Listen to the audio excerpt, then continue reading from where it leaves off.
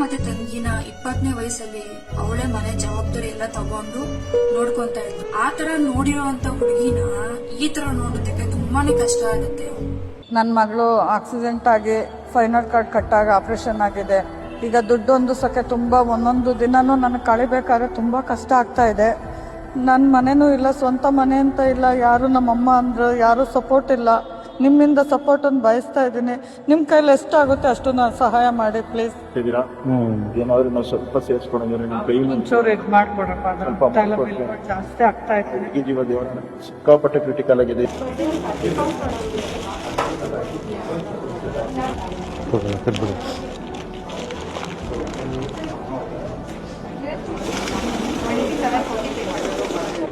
ಎಷ್ಟಾಗಿದೆ ಇದು? 27 ಇದ್ರಾಗ ಮೆಡಿಸಿನ್ಕಿನ್ನ 50,000 ತಗೊಂಡ್ಬಿಡು. ಮೊದಲೇ ಪೇಮೆಂಟ್ ಮಾಡೋಣ, ಅಡ್ವಾನ್ಸ್ ಪೇಮೆಂಟ್ ಮಾಡಿ. ಓಕೆ. ಹಾಯ್, ಎಲ್ಲರಿಗೂ ನಮಸ್ಕಾರ. ನಿಮ್ಮ ಮನೆ ಮಗ ಸಂಜು ಮಾತಾಡೋದು.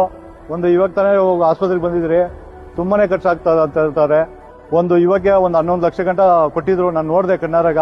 ಅವ್ರು ನಿಜವಾಗ್ಲೂ ಮೆಡಿಸಿನ್ ತಗೊಳಕ್ಕೂ ಕಾಸು ಇಲ್ಲ ಅವ್ರ ಹತ್ರ. ಆ ಮೆಡಿಸಿನ್ಗೂ ಕಾಸು ಕೊಟ್ಟೆ. ನೀವು ಇವಾಗ ನಿಜವಾಗ್ಲೂ ಒಂದು ಸ್ಕ್ಯಾನರ್ ಹಾಕ್ತಿರ್ತಾ ಇದ್ದೀನಿ. ಆ ಸ್ಕ್ಯಾನರ್ ಹಾಕಿದಾಗ ಅವ್ರ ಪಾಪ ಅವ್ರ ಸ್ಕ್ಯಾನರ್ಗಿಂದ ದುಡ್ಡು ಹಾಕಿದ್ರೆ ಅನುಕೂಲ ಆಗುತ್ತೆ. ಅವ್ರು ನಿಜವಾಗ್ಲೂ ಸ್ವಂತ ಮನೆ ಇಲ್ಲ ಅಂತೆ. ಮನೆ ಇದ್ರೆ ಮಾರ್ಕೊಂಡ್ಬಿಡ್ತೀನಿ ಅಂದ್ರು. ಆ ಮನೇನೂ ಇಲ್ಲ, ಬಾಡಿಗೆಗಿರೋದು. ಪಾಪ ಒಂದು ಚಿಕ್ಕ ಹುಡುಗಿ ಇದ್ದಾಳೆ. ಆ ಹುಡುಗಿಗೆ ಭೂಮಿ ಮೇಲೆ ಬದುಕೋಕೆ ತುಂಬ ಆಸೆ ಇದೆ. ನೋಡಿದ್ರೆ ತುಂಬಾ ಬೇಜಾರಾಗೋಯ್ತು. ಕಣ್ಣಾಗ ನೀರು ಬರ್ತಾಯಿತ್ತು. ಅವ್ರ ತಾಯಿ ಮಾತಾಡ್ತಾ ಇದ್ಲು.